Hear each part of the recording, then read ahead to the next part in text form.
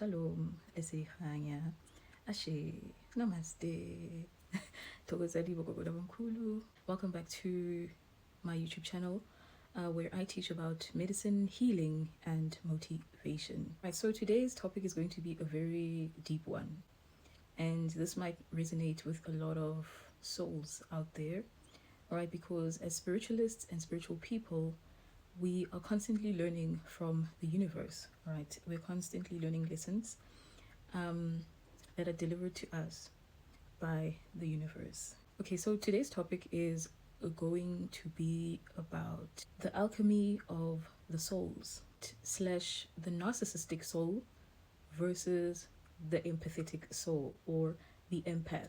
Right, so before we begin, I'd like to define what alchemy is. So alchemy is a process, right, of transformation. In the Bible, the story where Jesus converted water into wine, all right, that can be likened to a process of alchemy. Right, alchemy is the ability to take soil or dust, right, from the ground and turn it into gold. Right, to dig out something rough and then it turns into a diamond.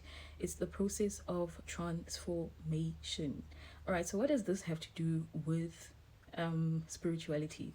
Right, because with spiritualists we connect to the universe, and sometimes some lessons are universal. No one's going to teach you those things, right? But you're going to make those discoveries by yourself. So the alchemy of the souls, the soul, we're talking about chi, right? What the Chinese call chi. We're talking about the energy, the life force, all right, energy that has been moving, right, from one form to another. So when we are formed, right, in this world, we are born, right, with souls, right? This is just a physical body, right? But the soul, the life force energy, right, that governs this body, right, has a whole genetic memory, right, and a story to tell. Now, what is the narcissist and the empath? How do these things become alchemy?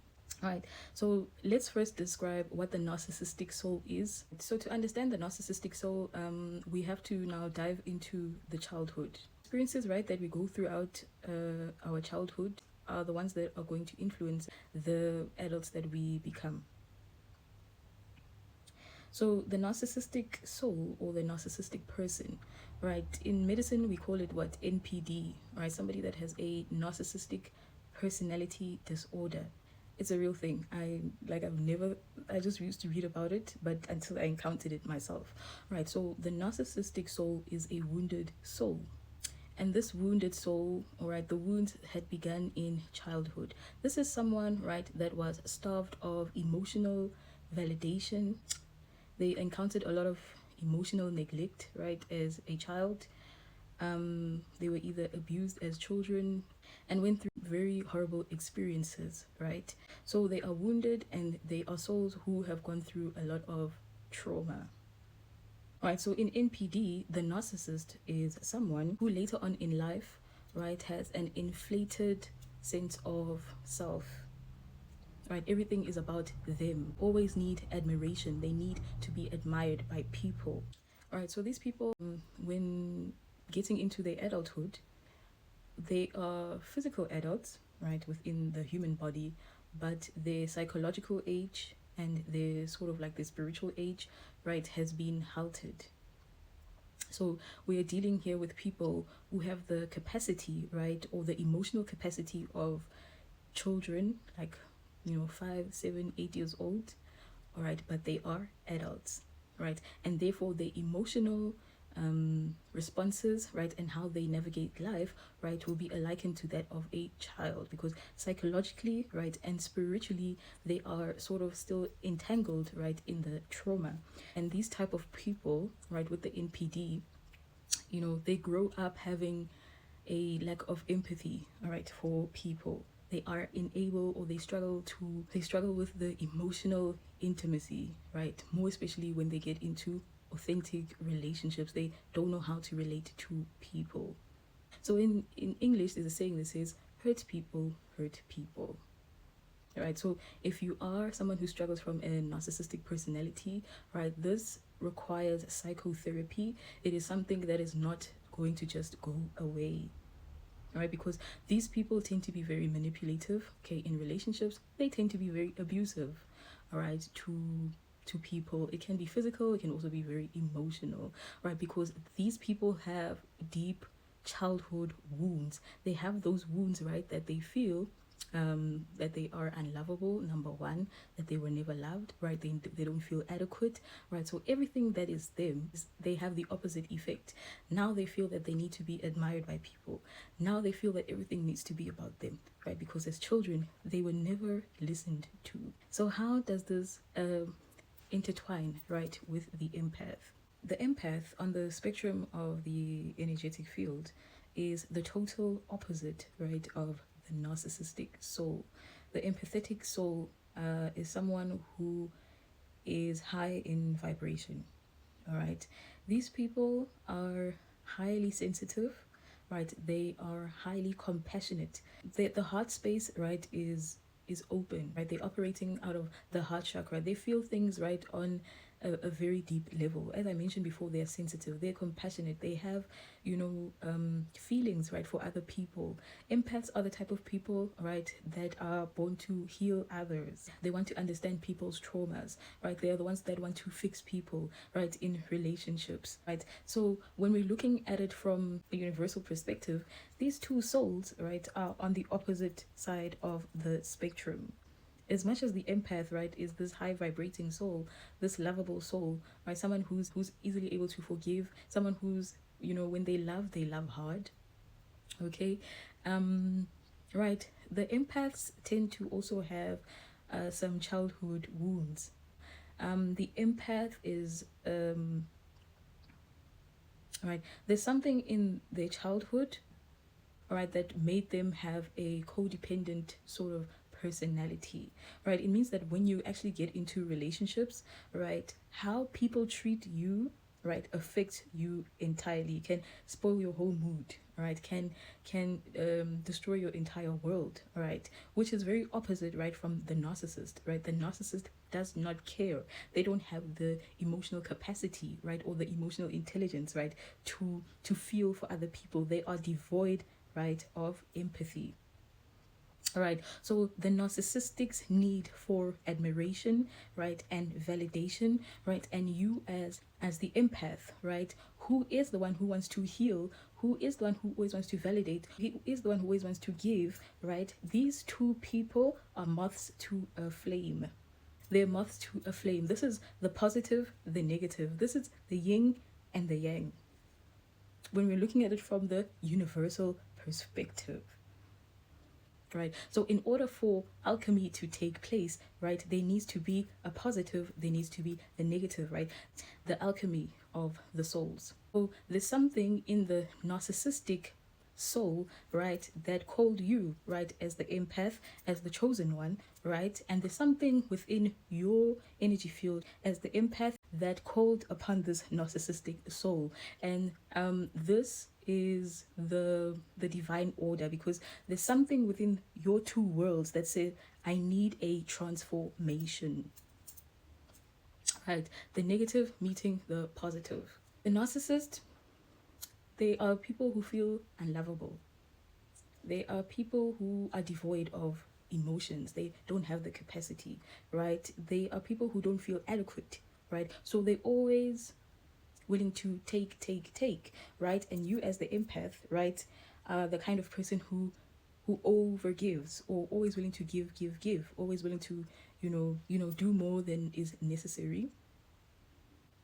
And this is where the alchemy begins, right? Because there's a few universal lessons, right, that the both of you are going to learn from each other. All right, this is where transformation takes place, right, on a spiritual level. When the universe wants you as a chosen one, right, to elevate, okay, spiritually, trust me, you're going to meet a couple of narcissists. There's going to be a couple of narcissists in your energetic field. They can come as friends, they can come in the form of relationships, but you're going to meet them, right? Because the universe likes to use pain, right? Pain brings elevation. So they allow this narcissistic personality to come into your energy field, right, and mess with your heart chakra, And this is what is going to bring about your elevation, right, as an empath. And it's opposite for the narcissist, because the narcissist, right, is so low in vibration, right, within themselves. They're unlovable, they're unworthy. You as the empath come into their lives, right? You as the empath come to show them that they are lovable, they are human, all right? And this sparks something within them.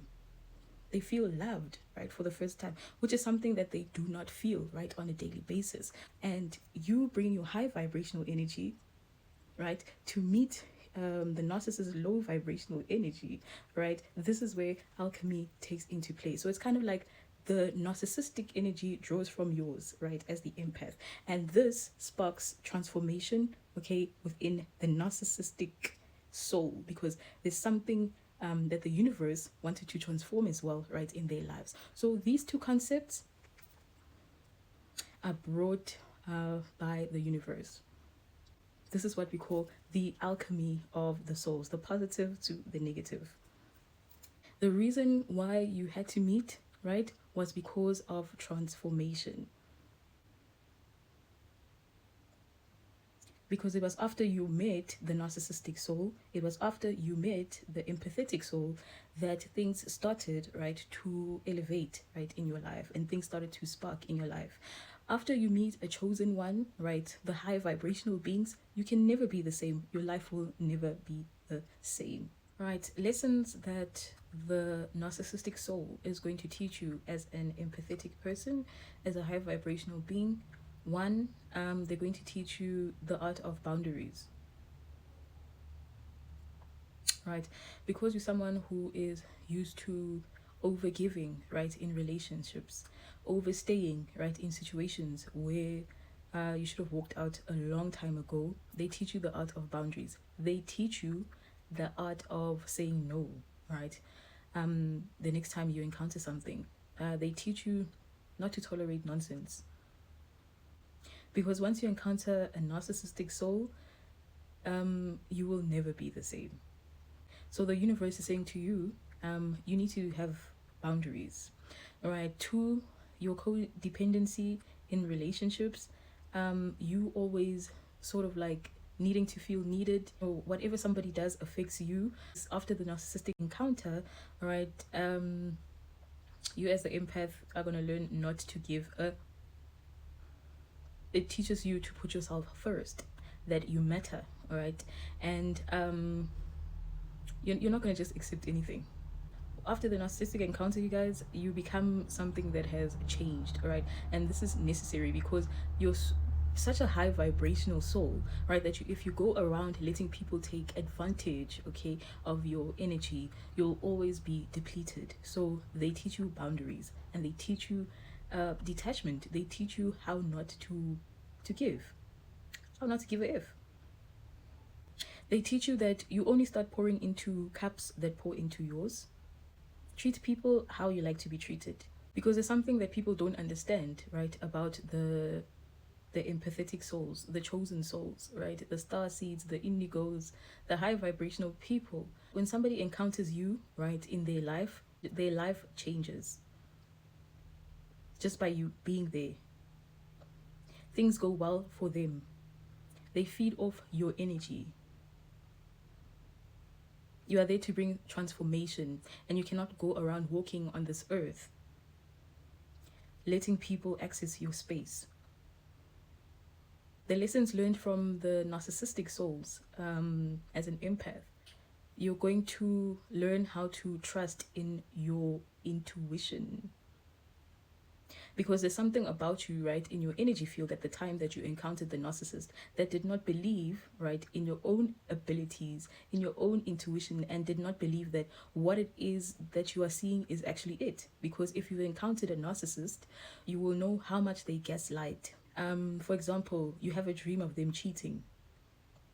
You confront them about it, and then they deflect. They gaslight your experience. Like, no, like, and then you find out later, right, that in actual fact, what you dreamt of was it. After the narcissistic soul leaves. So they teach you to trust in your own intuition, to trust in your own abilities, to know that what it is that you feel, what it is that you see, it is it. Because one thing about narcissists, they will gaslight your experiences. They will make you feel like you are crazy. They will make you feel like you're over exaggerating, that that is not it. They will make you feel you are not good enough, right? Because that is how they have been maneuvering throughout life. So they pick on you. They play psychological games. These people are psychopaths. After the narcissistic encounter, you start trusting yourself.